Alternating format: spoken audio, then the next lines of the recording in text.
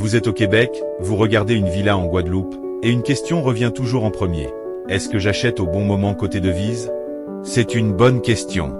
Ce n'est simplement pas la plus rentable.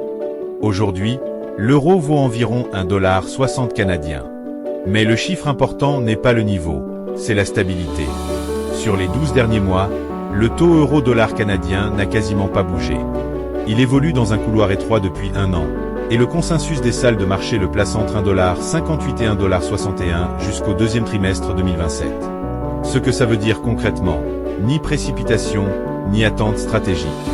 Si quelqu'un vous dit d'acheter maintenant avant que le change n'empire, méfiez-vous, le consensus dit exactement l'inverse. Et attendre un meilleur taux immobilise votre projet sans espérance de gain clair. Deuxième point, souvent manqué, le dollar canadien n'est pas faible face à l'euro. Il est faible face à tout. Face au dollar américain, il évolue autour de 1,40 $. Autrement dit, renoncer à la Guadeloupe pour acheter en Floride ne règle pas votre problème de change. La même devise perd du pouvoir d'achat des deux côtés.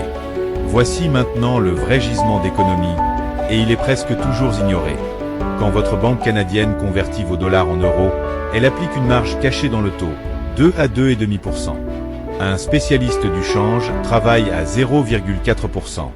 Sur la Villa Nogent à Sainte-Rose, 365 000 €, frais de notaire inclus, l'écart entre les deux canaux représente entre 10 000 et 13 000 $ canadiens. Mettons ça en perspective. Un mouvement de marché de 3%, ce serait environ 18 000 $ canadiens. Le choix du canal pèse donc presque autant qu'un mouvement de marché majeur. À une différence près, le mouvement de marché est hypothétique. L'économie sur le canal est certaine. Le change ne doit jamais être la raison d'acheter, ni la raison de renoncer. Un investissement immobilier doit tenir debout sur ses propres fondamentaux, l'emplacement, la qualité du bien, le rendement locatif. L'article complet détaille aussi le risque de change après l'achat, sur les loyers et à la revente.